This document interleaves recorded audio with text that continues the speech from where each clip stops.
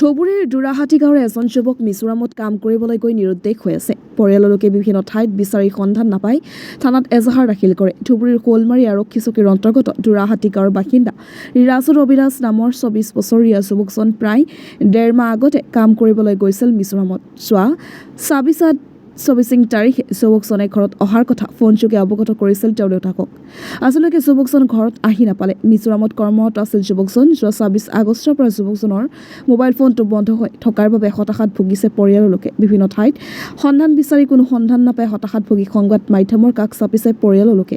কোনোবাই যদি ব্যক্তিজনৰ সন্ধান পায় তেন্তে 9864510282 অথবা 6001947857 নম্বৰত যোগাযোগ কৰিবলৈ অনুৰোধ জনাইছে পৰিয়ালৰ লোকে। টিয়ামাৰীৰ পৰা আবু ছিদ্দিক হুছেইনৰ report, north east frontier news. ক'ত কামত গৈছিল? মিজোৰাম গৈছে। কিমান দিন আগত? ১.৫ মাহ মান হ'ল। আপোনাক কি কৈছে ফোনযোগে? ফোনে সোমবাৰে কৈছে যে মই ঘৰত যাই আছোঁ, এতিয়ালৈকে আহি পোৱা নাই। সোমবাৰে গাড়ীত উঠাৰ কথা কৈছিল আপোনাক? এতিয়ালৈকে ঘৰ আহি পোৱা নাই? অহা নাই। আপোনালোকৰ আত্মীয় স্বজনৰ ঘৰত উদ্দেশ্য কৰিলে নে? কৰিছোঁ। পোৱা নাই? পোৱা নাই। মোবাইল কি চুইচ অফ নেকি? Switch off. মোৰ ল'ৰা গৈছিল কামত মিজোৰাম, আজি ১.৫ মাহ হ'ল। ২৬ তাৰিখত সেই ট্ৰেইনত উঠিছে, আজিলৈকে আহি পোৱা নাই। সেইটোৰ কাৰণে অলপ যোগাযোগ কৰিছে। আপোনাৰ ঘৰ? Dhubri district, Durahati water supply. কিমান দিন হ'ল কামত যোৱা? কামত যোৱা ১.৫ মাহ হ'ল। কি কৈছিল আপোনাক? ফোন কৰি কৈছে ঘৰত যে মই গাড়ীত উঠিলোঁ, ঘৰত যাম সোমবাৰ। আপোনাক কেতিয়া ফোন কৰিছিল? ২৬ তাৰিখ সন্ধিয়াত। সোমবাৰে? হয়। আজিলৈকে ঘৰ পোৱা নাই? আজিলৈকে ঘৰ পোৱা নাই। আপোনালোকে আপোনাৰ আত্মীয় স্বজনৰ ঘৰত? আত্মীয় স্বজনৰ গোটেইকেইটা যোগাযোগ কৰা হৈছে, নাই, সিহঁতৰ ঘৰতো যোৱা নাই।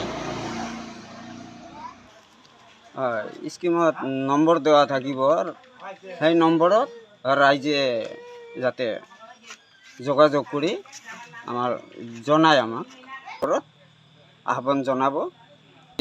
দেখা পায় এই নম্বৰত ৰাইজে যোগাযোগ কৰিব।